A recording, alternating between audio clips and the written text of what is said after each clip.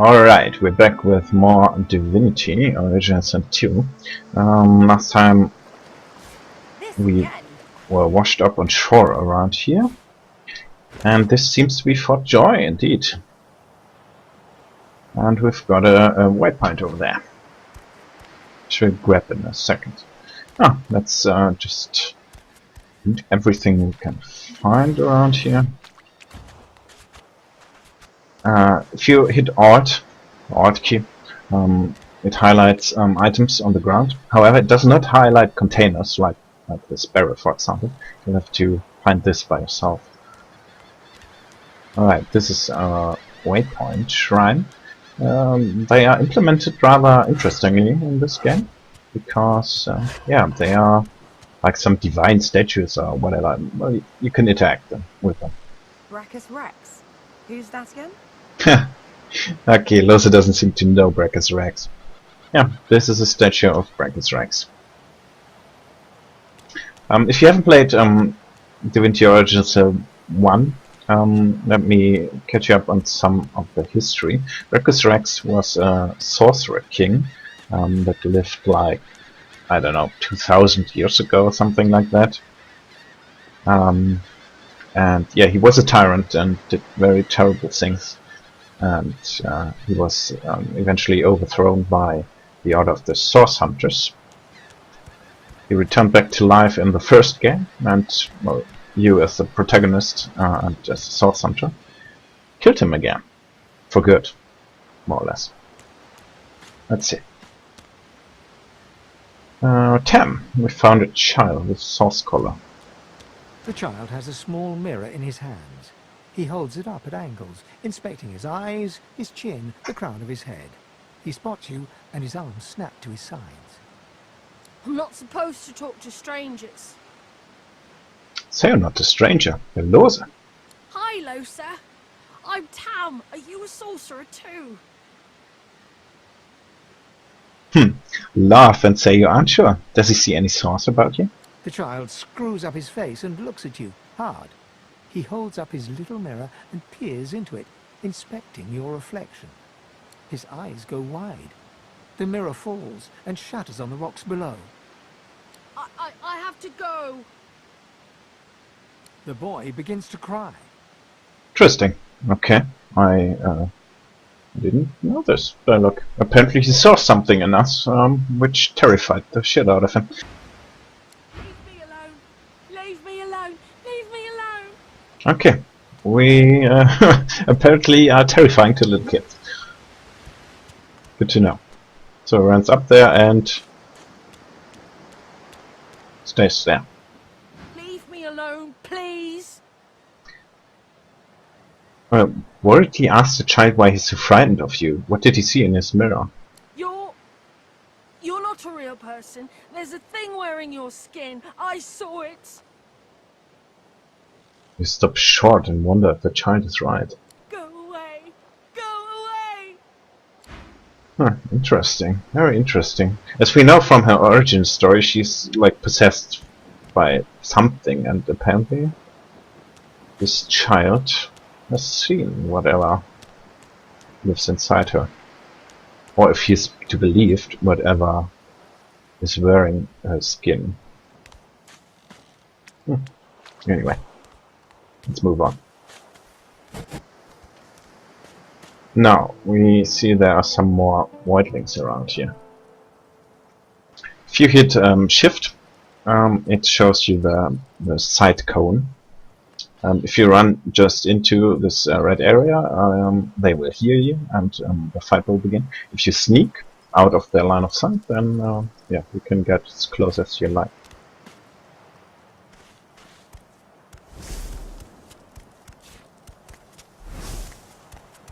So if you know that there's a fight ahead, you can pre-buff yourself, like I will do now.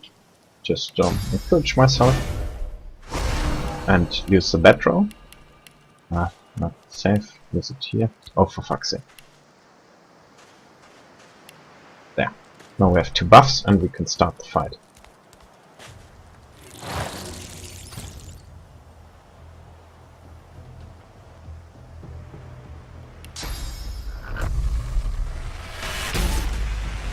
Oh, he's slowed. Nice.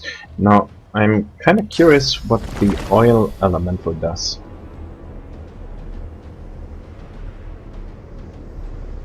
I wonder if there's some way to see if the incarnate will be of the element of the surface, because, well, as you've seen on the ship, sometimes even if you hover right over it, it seems to still be a blood. And anyway, I kind of want to know what a blood infusion, what a blood incarnate does. And we'll do a oil totem. Why not? Okay. Well, what does that thing do? I can't tell. Okay, let's see. Mosquito swarm. Yeah, sure, why not? It's got 4 turns cooldown. How much damage does that thing do? I don't know, because I can't open the inventory. Let's find out. 8 damage. So Mosquito Swarm does indeed more damage than an ouch attack. And it sets bleeding. Let's set bleeding on that thing then.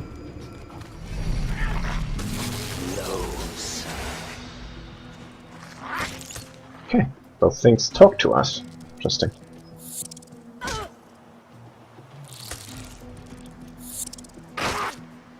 Yeah, they have the vampire buff, as you can see, which means they regenerate life by dealing damage.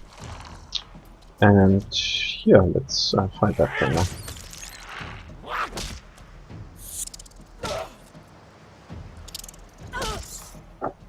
Ouch.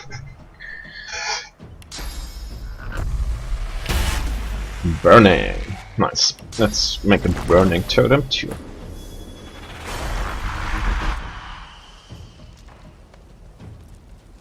If I attack that thing...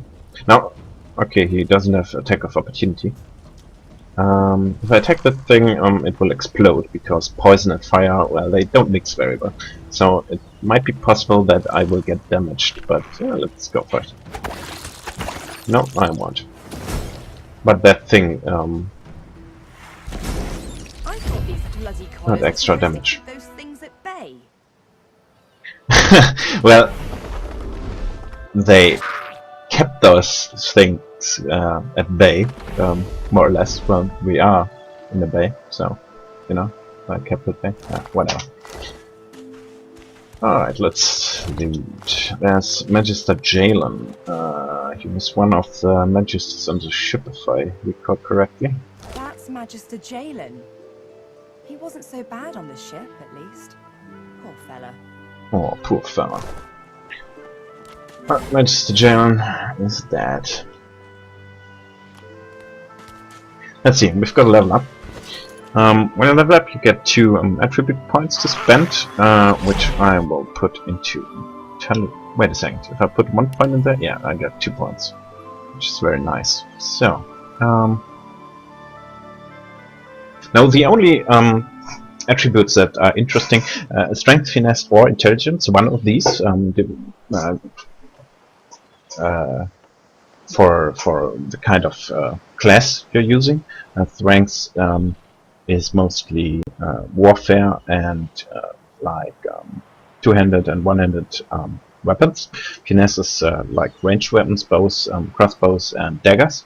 And intelligence is pretty much everything with spells and wands and stuffs. Constitution, well, it just increases health. I would not put any points in there, really, because you can get enough HP from gear. It's wasted. Memory increases your the amount of spells you can learn if you open the skill panel around you. You can always, when you're out of combat, change your skills to your liking. Currently, I only know 3 spells, so yeah, there's not much to change. But I could always take them out, put something else in. So that's really nice. And yeah, I currently have 4 memory slots. You get some when you level up. sometimes, I don't know, every second or third or fourth level up. I don't know. In any case, you can increase your memory slots by 1 if you put a point in memory. But yeah, we don't need that right now. So, wits is very useful on every character because each point increases your critical chance and your initiative. As I've said before, initiative is a very, very, very important stat, so wits is always a good idea, but not right now. Critical chance only applies to melee attacks and, well, range attacks, well, physical attacks, more or less. My wand attack, for example. It does not apply to spells. However, there's a talent you can pick. It's called Savage Sortilege. Sortilege? No idea what Sortilege means, but whatever. Yeah, it gives all magical skills a critical chance equal to your critical chance score. So if you pick this talent, your spells can also crit.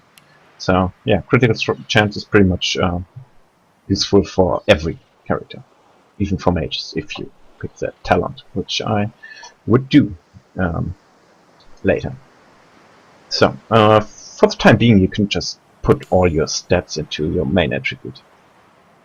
It increases all damage you do with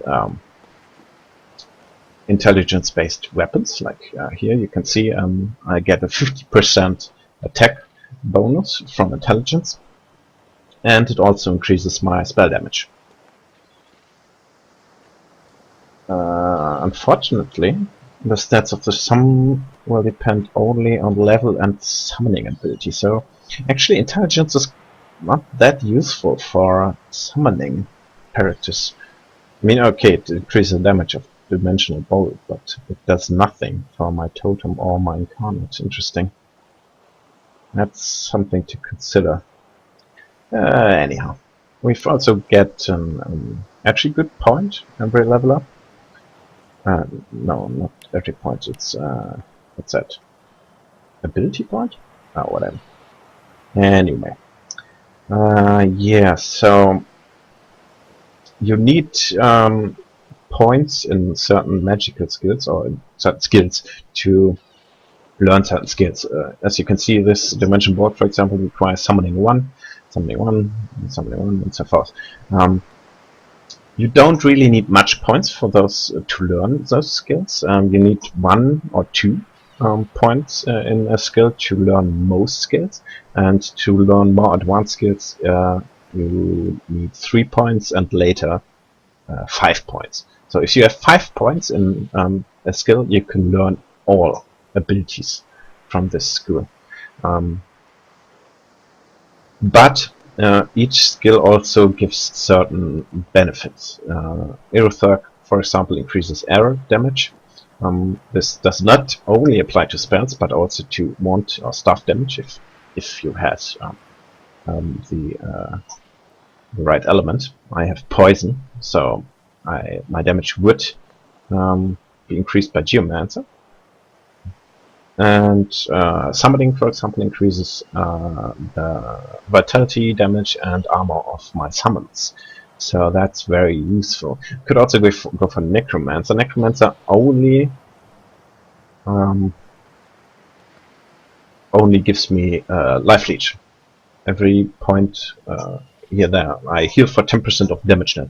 However, this heal only applies to damage dealt to vitality. So if I attack someone who has armor and I don't break the armor, I don't heal anything.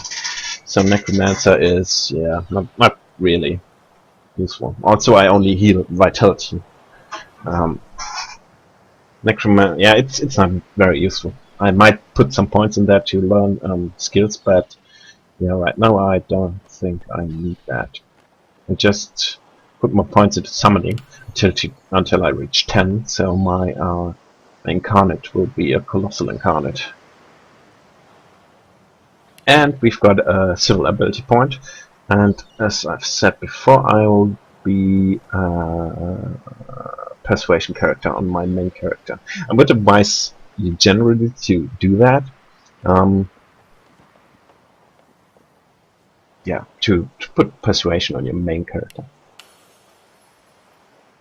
Yeah, that's it. Let's see, did I loot anything interesting?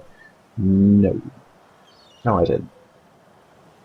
I could take a fire wand, which would deal extra damage.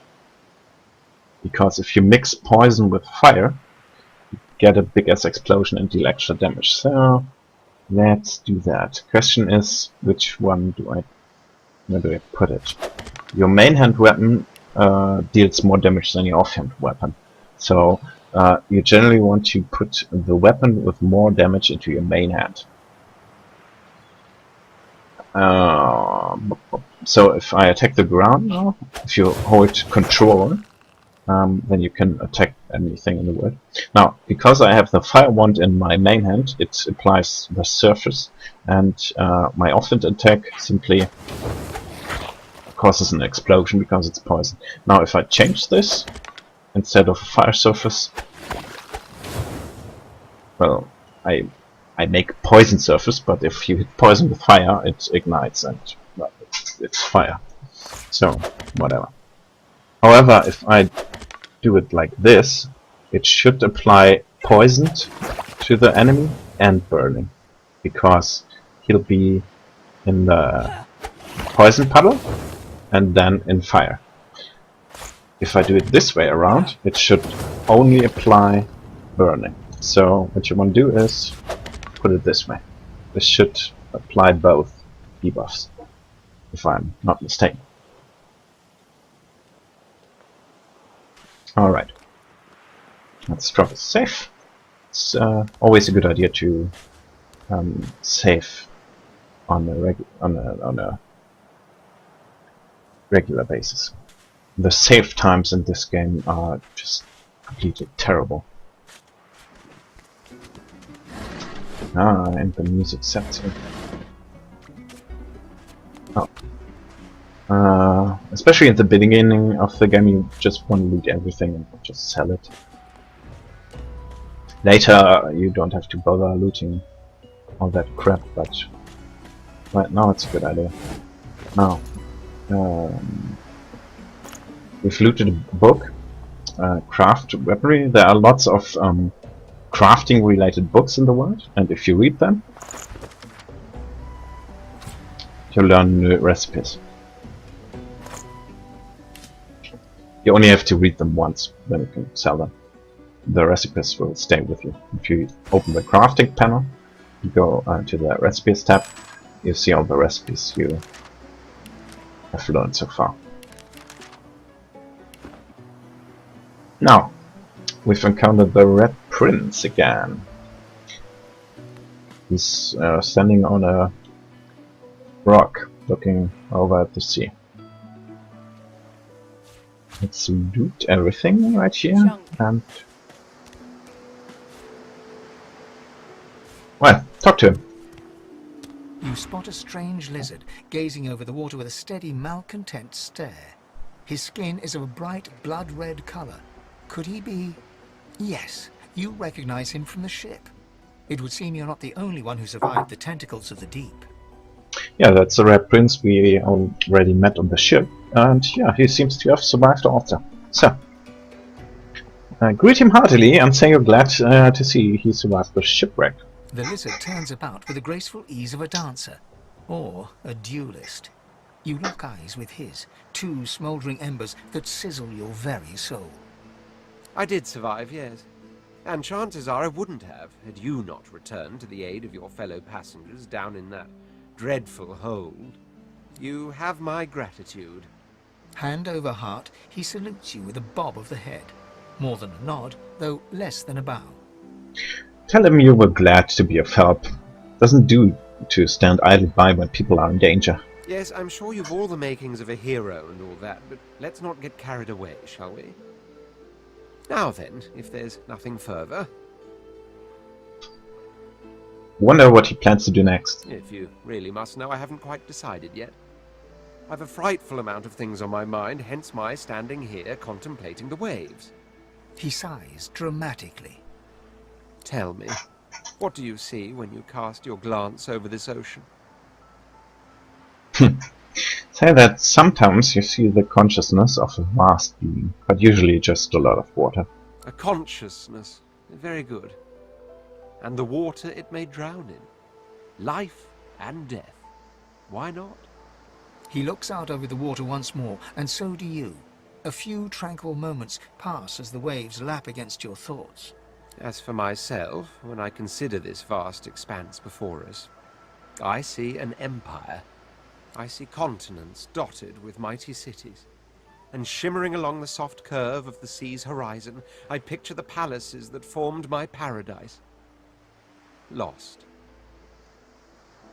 Shrug and say, people see castles in the sky, might as well see them in the sea. Yes, but these weren't castles in the sky, were they? Quite obviously, I was musing over the very actual empire that I lost. Suddenly, having all the air of being deeply offended, he stares at you with utter incredulity. Well, don't just stand there gawking like an ape at an abacus. Or do you really mean to tell me you don't know who I am? Tell him you've never heard of an abacus that can tell who people are. Well, more's the damn pity, isn't it? For I am the Red Prince, the All-Conqueror, the World-Tamer, the Spouse of the Sun. Of course you know me. There's a brief moment's pause, during which his grandiloquent pose deflates ever so slightly. That said, I suppose I must own up to the fact that I find myself rather in between all-conquering and world-taming opportunities at the moment. The grandeur that is my fate has hit a bit of a snag. But never you worry. For the throne I was destined, and my throne I shall have. So, given that he's rather famous, rather well known in the whole world, let's just assume that Lohse does know about him. So, let me give you a bit of background story to him. The Red Prince is actually, a very famous person. He's the heir to the ancient empire's throne, he's very special in that he has red skin, which is very unusual for lizards. He's pretty much the only lizard in existence with red skin. Pretty much. And in any case, he was exiled. And now we met him. Sure, invite him to travel with you. Maybe you can even help him win his throne back. Truly. A kind offer indeed. And you've already proven to be trustworthy enough. You came back for the others on that ship, after all. Fine, I accept. On one condition. For reasons I'll not disclose right now, it is imperative that I should meet with a dreamer, one of the mystics of my kind. I've reason to believe one of them may be present on this island. Promise me we'll look for him, and I'll extend you the blessing of my company. Yeah, sure, why not? Just if we meet him, we could promise him. Dreamers seem to be some kind of weird thing. Some lizard mage or something like that. Yeah, sure, promise him. Jolly good.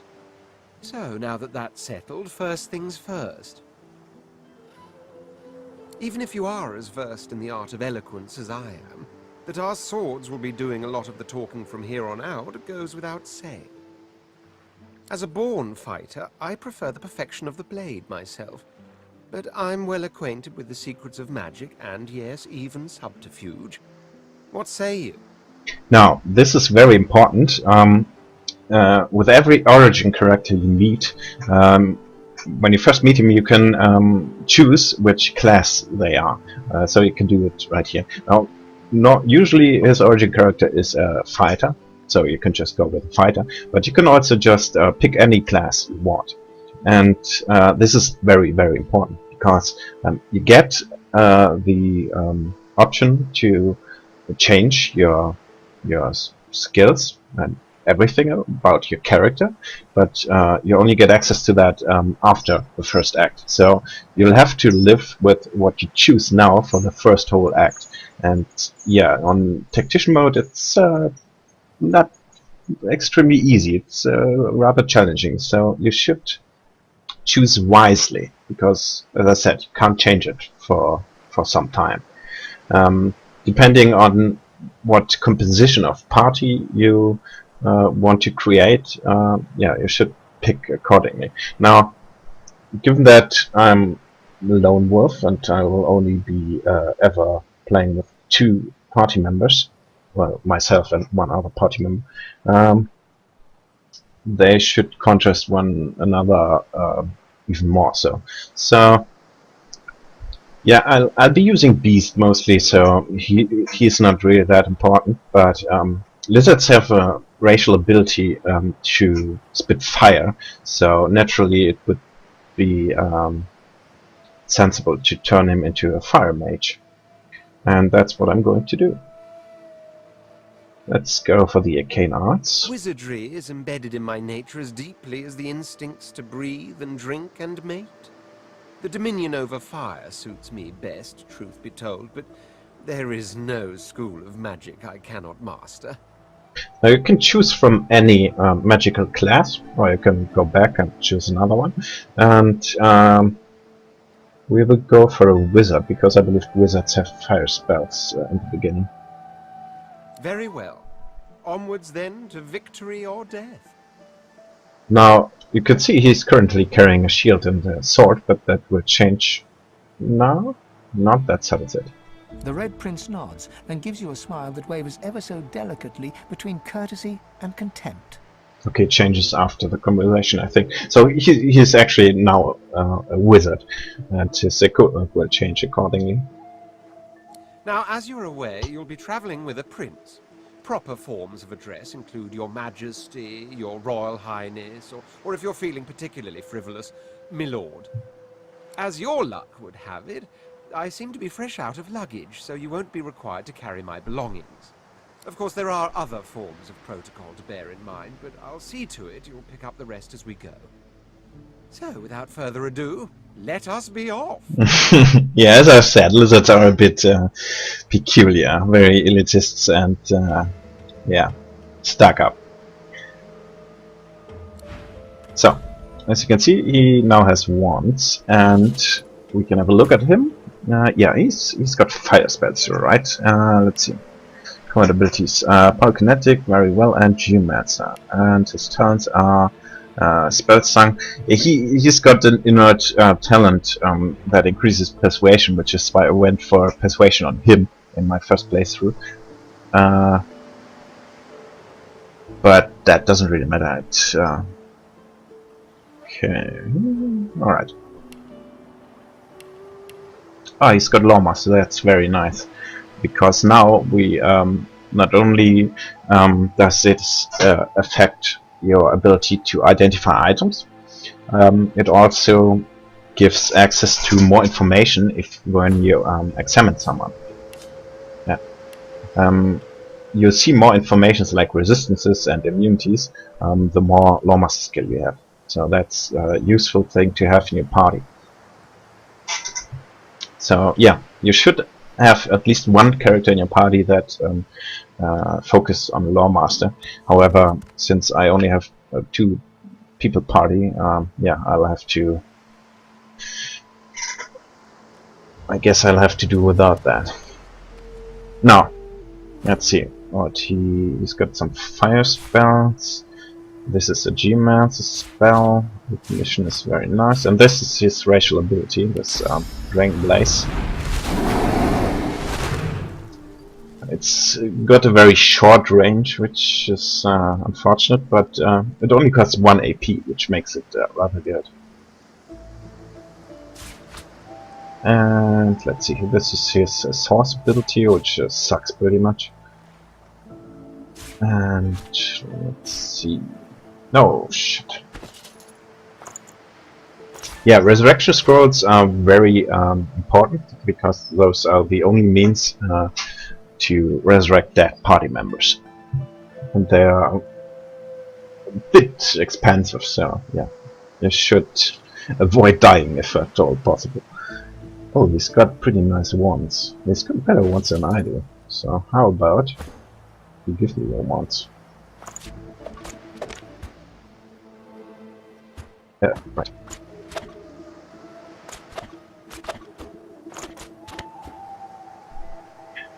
Now, If you look at the damage, has changed now. His fire damage is increased due to his points in pyrokinetic, and his poison damage is increased by 5% due to 1 point in Dumat. Usually, as I said, you want to put the wand with more damage into your main hand. However, if you have damage bonus on one particular element, what you want to do in general is stick to wands and stuff of that element. But if you have wands of a different element, you might want to put the element that you're focused on into your main hand. However, in this case it doesn't matter, so I stick with this so I can apply both poison and burning to the enemy. Alright.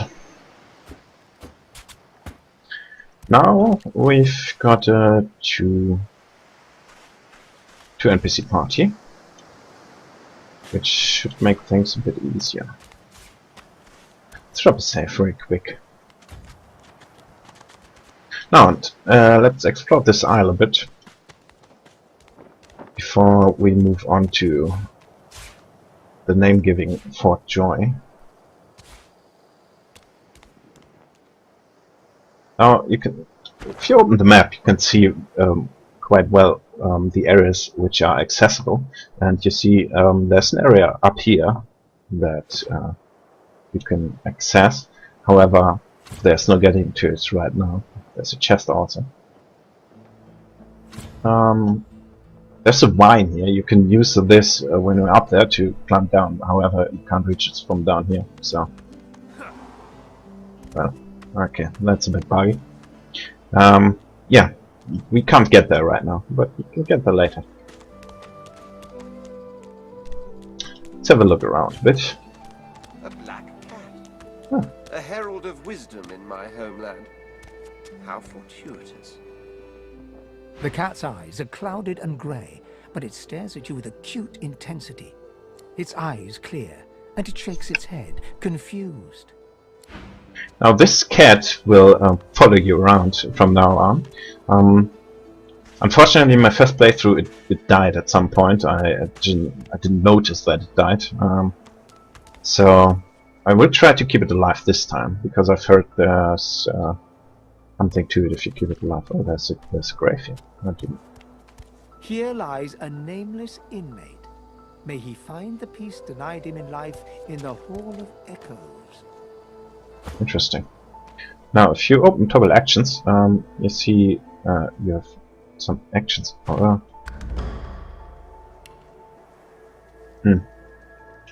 Fortunate.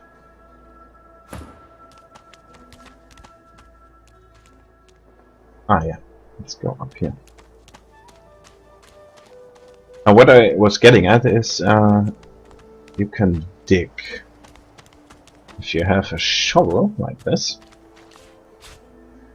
You don't need a shovel to dig if you are a lizard. Lizards can dig without shovels. They have claws. Now there's another bedroll. Sure, let's take that and give it to him.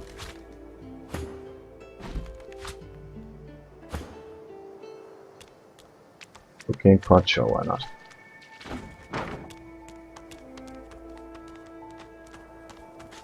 Okay. Now, I didn't see this cross the last time I played, so let's try this.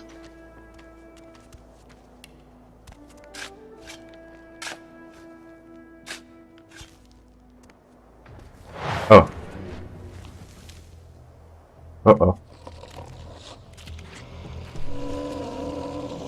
Yeah, I knew it, because if you have a grave, there's usually something buried, and yeah, you can use a shovel anytime, and he just starts digging. Most of the time, obviously, there is nothing there, so it won't yield any result, but in this case, because there's a grave, there obviously was something buried.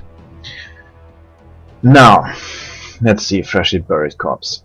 We can now examine him, and as you can see, the Red Prince shares his lore with us, so you only need one character in your whole party with Lore Master, and everyone can access this. So now we see his resistances and he is quite vulnerable to fire. However, he's very resistant to poison. And now, if you have 100% resistance, you take no damage from that element. You may, but you still can suffer the status effects that are bound to this element, like poison, for example.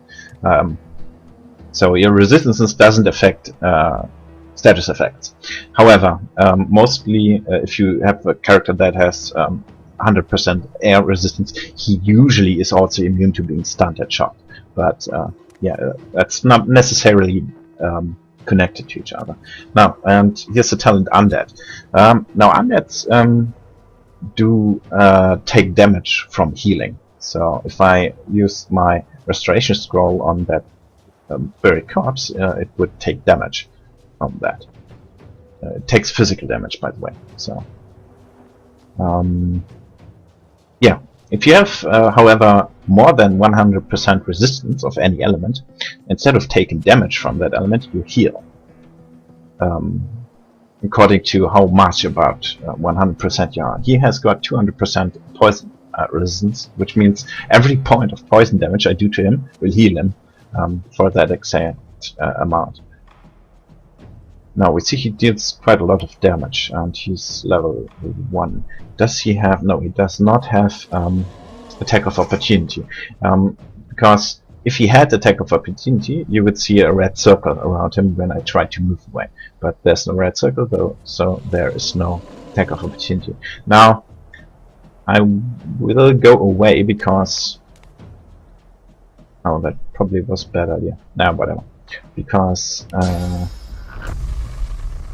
shit. Thing is, I only have poison once, so if I attack him, this will do nothing. So I have to use this. Ah, shocked. And did we create a surface? No, there's no surface. Oh, there's water surface. Yeah, anyway. Let's create a totem. And sure, why not? Let's buff. I should have buffed first, because it would have increased my damage. Ah, so he's stunned. Alright, perfect. If you... he was shocked. And if you combine shocked with wet, which is applied by water totem, it will change into stunned. That's why he was stunned, even though this is water, not lightning. Anyway, he's very susceptible to fire damage, so let's deal some fire damage.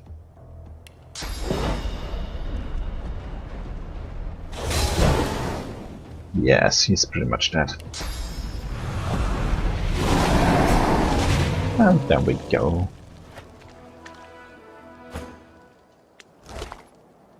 And 29 gold, and a bit of experience.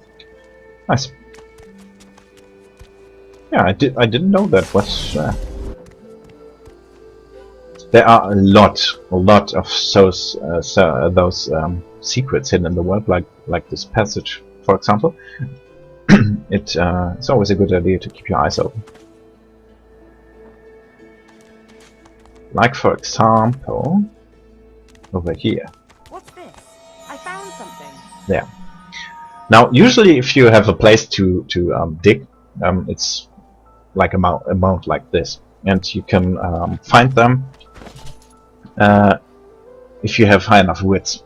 Because if you look at the description, it says width affects your ability to detect traps and find hidden treasure. So I found this because I had enough width to find it. I guess if I had more width, I would also have seen a mound over here, but well, I don't. So I had to just guess, and there apparently was a mound too. So now we can simply click on this and dig.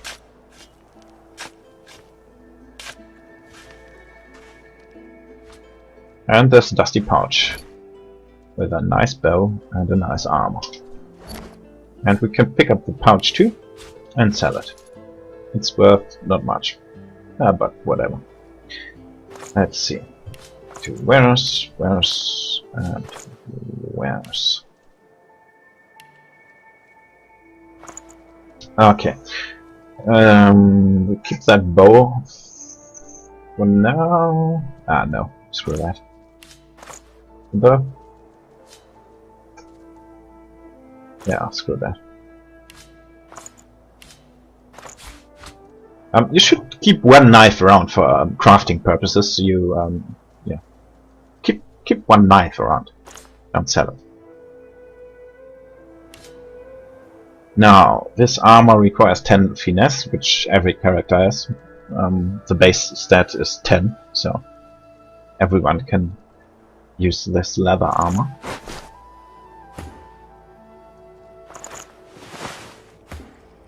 And it gives me a bit more armor, both physical and magical. Now I also have magical armor.